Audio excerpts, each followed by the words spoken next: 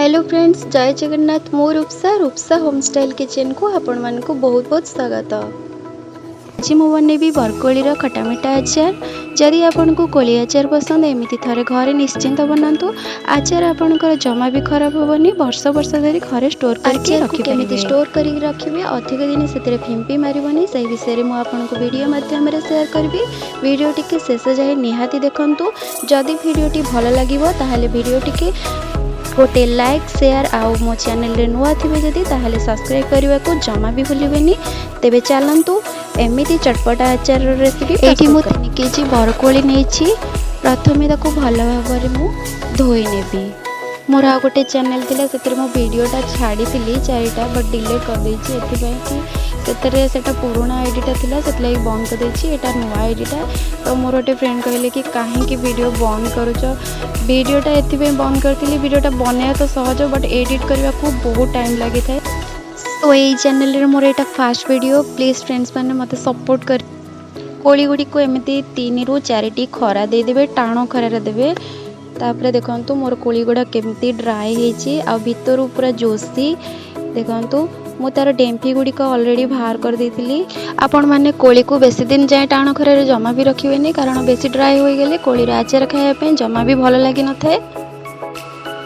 एठी देखंतु मु गरम पानी ऐड करि नेछि। गरम पानी ऐड करी एको किछि समय रेस्ट करि नबा। गरम पानी द्वारा कोलीटा भलो भाबरे भिजि जाय थाए।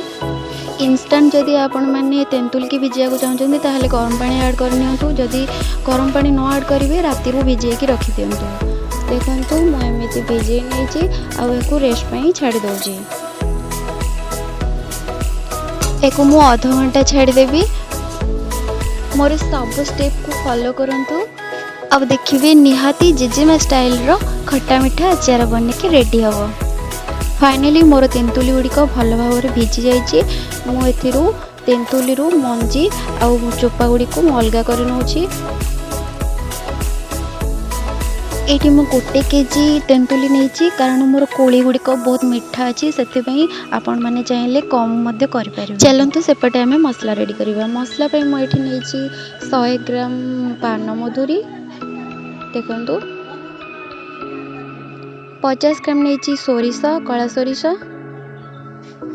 जीरा नेछि 100 ग्राम। मेथी नेछि 25 ग्राम। मेथीर भाग बहुत कम देबे, कारण पिता अधिक होई जीवन नहले। आउ सुखिला लंका एटी मु नेछि। राग हिसाब रे मु एतिकी नेछि, आपण माने चाहिले कम बेसी कर परबे लंका। प्रथमे मु एटी पान मधुरी नेछि, ताकू भलो भाबरे भाजी नउछि। एमिति स्टेप बाय स्टेप सब गुडी को भाजी नेबे, देन मिक्सर जार रे ग्राइंडिंग करि नेबे। मु आशा करछि वीडियोटी जमा भी लॉन्ग हबनी, कारण आपण माने बहुत बोर हे जिवे, कहबे वीडियोटी बहुत लॉन्ग हे गला बोली। देखंतु एटी लास्ट मु फ्लेम को बंद करि नेछि टोटली। देन एटी पैन रे, खाली पैन रे हमें सोरिष को देबा। सोरिषटा हल्का एथिरे फ्राई हे जिवो। एठी मु मिक्सर जार रे पान मधुरी को पेसी नउछि। भल भाव गुंड करिवे, टिके भी खदड़ भी रखिबेनी। एठी देखो फ्रेंड्स मैंने सब गुड़ी को मसला गुंड मुझे रखी। एठी होची सोरिष गुंड, मेथी गुंड, जीरा गुंड, पान मधुरी गुंड, धनिया गुंड, सुखिला लंका गुंड, काश्मीरी लंका गुंड, 1 केजी गुड़, सोरिष तेल 100 ग्राम, आवश्यक अनुसार लुण नेछि। मु भिजे की जो रखी थी कोली को एको छाली साइज रे मु छाणी नउछि। आ हाँ फ्रेंड्स मैंने ये देखंतु मु कोली गुडी को हल्का हल्का फटे नउछि। या द्वारा कोली गुडी कर भलसे मसला मिसी जाय। तापरे मु एठी पैन बसे नेछि। पैन टी गरम हो जाइछि ऑलरेडी। देन मु एठी गुड़ को ऐड करि नि जाउछि।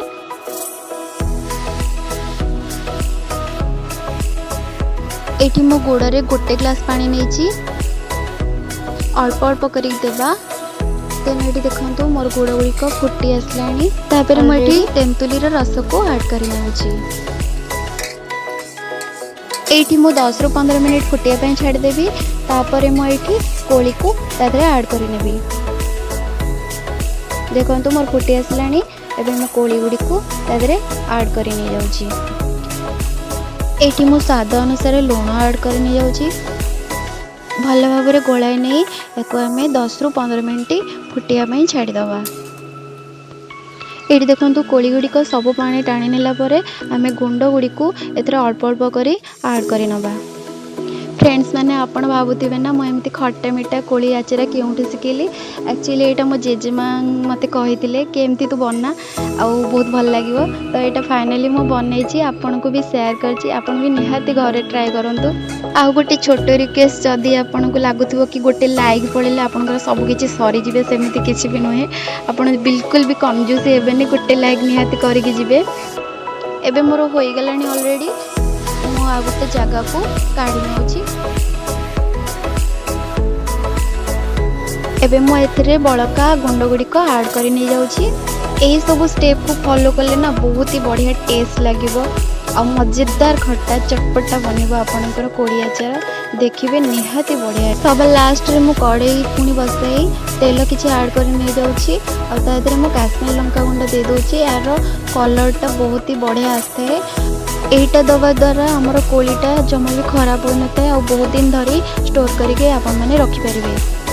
एबे हमें भल भाव में गोलाई नहीं ताको ठंडा करने छाड़ीदवा। फाइनाली एबे मोर खट्टा मिठा कोलीर आचार बनिकी रेडी हो गला। चलतु एबे टेस्ट करवा। कोलीटी भल भाव में ठंडा हो गला परे आपण गोटे एयर कंटेंट जार रे भल भाव में सफा करी ताको स्टोर करी नियंतु। आउ गोटे 2 वीक रे गोटे थर खरा निहाती देउथिबे।